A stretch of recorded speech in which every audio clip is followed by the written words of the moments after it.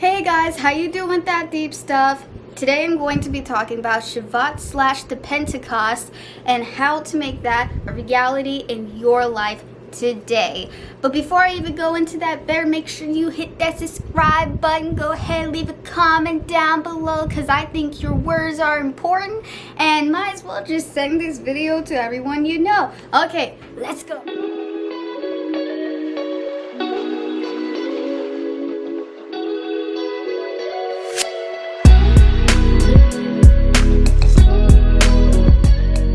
So the Shabbat / the Pentecost actually happened around this month, May 17th to 18th, or according to the Jewish calendar, Sivan. Now these two holidays are very important to Christianity because, one, these were the times when God introduced himself to mankind, or the Jewish people, the Gentiles, mankind, to, bring down a law, a will for mankind to fall and to live out the rest of their days with.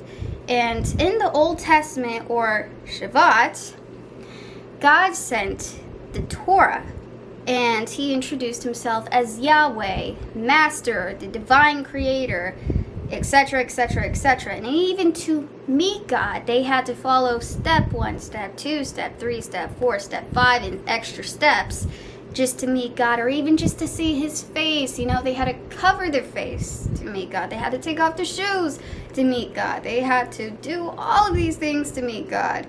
But until the New Testament, God made it a whole lot more easier as he brought down his Son to set us free from sin. And in addition to that, he also brought the Holy Spirit so that way we can see God face to face. Into John chapter 14 in a paper Bible, as you can see in my hand, it says, Jesus answered, I am the way and the truth and the life, and no one comes to the Father except through me. And if you really know me, you will know my Father as well. From now on, you do know him and has seen him. And it does say a little bit later, I am in the Father, and then, Jesus is in the Father, and etc., etc. Okay, we go a little bit further. It says, if you love me, then keep my commands, and I will ask the Father to send you an advocate to help you and be with you forever. Spirit of truth. The world cannot accept him because it neither sees him nor knows him, but you know him because he will live with you and will be in you. So as you can see from that passage, that is what makes the Pentecost the celebration of the nearness of God. But how do you celebrate the nearness of God? As we can see in Colossians chapter 3, it says, since then you have been raised with Christ, set your hearts on things above where Christ is, seated at the right hand of God. Set your things on things above and not on things earthly. For you died, and your life is now hidden with Christ in God. When Christ, who is your life, appears, then you also will appear with him in glory. You may be thinking, I am definitely focusing on things above, but then that's when the world can be very sneaky, and it can get you when you least expect it. Because really, think about it. It's all about the things you're watching. What requires most of your time and energy to go look at this hour-long conversation about progressive Christianity, or end times prophecies, or the news, or anything like that? I mean, after watching this stuff, does this make you any closer to God? Will this save you from whatever circumstance that will happen in the future? Will it? Absolutely not. It will do absolutely nothing. And it will only give you good knowledge. Another thing to also remember is that nothing is new under the sun, okay? I'm just saying, you can get so caught up with things. The only thing you should be paying attention is what's up in heaven. And what I mean what's up in heaven is, how close are you to God? Because when the end comes, okay, God is only coming for you.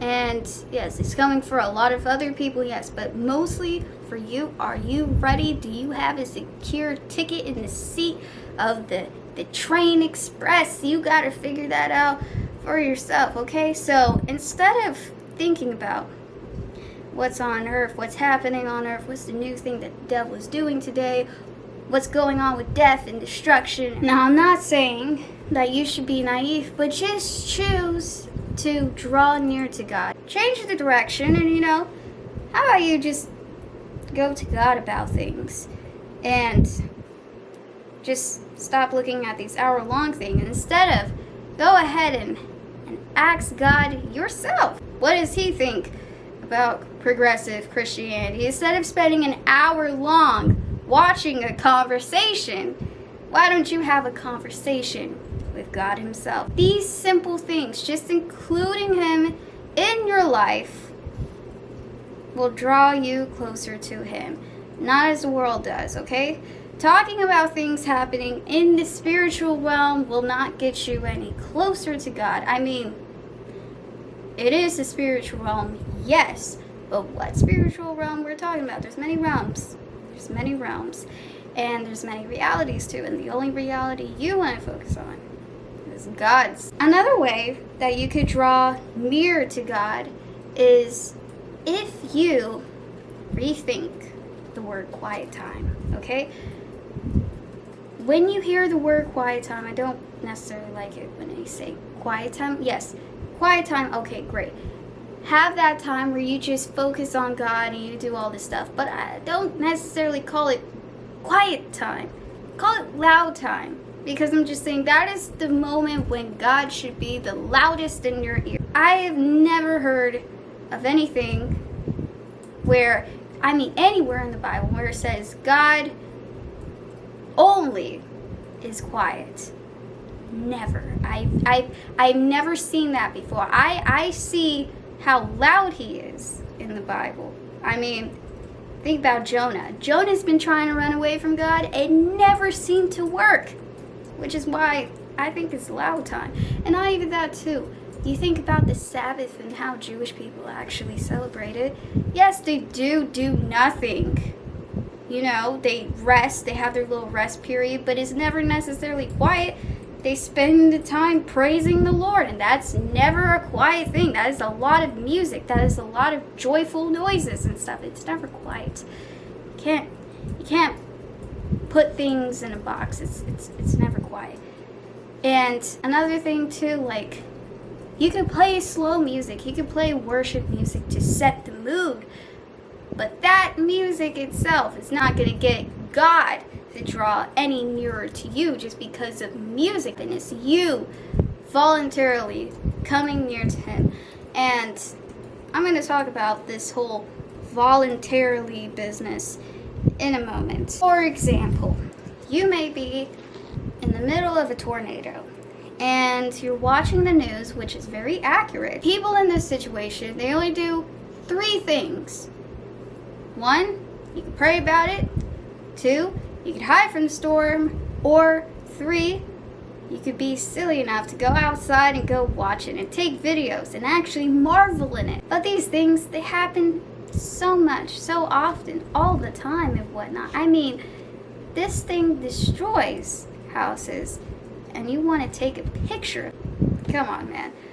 Now, that is another thing with common sense. You have common sense, you would pray about it, and you would prepare when a bad disaster is going to happen, okay? But when you're praying about something, because you choose to pray, that is your statement saying to the whole world, I believe God is bigger than this storm and can definitely conquer this whole tornado. It's the number one thing you should do in all situations, because your faith is so ancient. It goes way, way, way, way back to the beginning of age, way back to Shabbat and Pentecost, just way, way, way, way, way back. It goes way back. And it's so strong and so powerful, you can't even hold it. Your prayer it will go fast as the speed of light. That faith goes even faster than the speed of light. Just the confidence and the courage to want to go draw near to God. You're in a situation, okay? You may think it's just only you in this situation. Think about it. There are 100 other people in this situation that you are into. They're also praying about the same situation. And when those 100 people are praying about that same situation, those prayers go up to heaven faster than the speed of light itself. And when that happens, it is powerful. It's just like a rushing wind. That's what makes it amazing when you draw near to God, because it's a powerful thing. And even that right there is how you can even get unity through Christ. Even people that you have not met, but because you draw closer to God, other people draw closer to God as well. It's a weird theory, but it works. If you do not have that Holy Spirit in your life to change you, to transform you, renew your mind, spirit, and all of that good stuff, you will never know how to make God truly happy. That may be like a harsh thing to say, but you wouldn't know what he wants, you wouldn't know what he thinks of, you wouldn't know how he feels, just wouldn't know. And that's why the Holy Spirit helps us to remember some things that Jesus has said, so that we can live the right way. We can live in common sense. We can know that even loving Jesus is common sense. To be honest, when you have the Holy Spirit, you don't need a full list of commands saying don't kill your next door neighbor. Automatically, it's common sense. You don't need to kill your next door neighbor to be happy.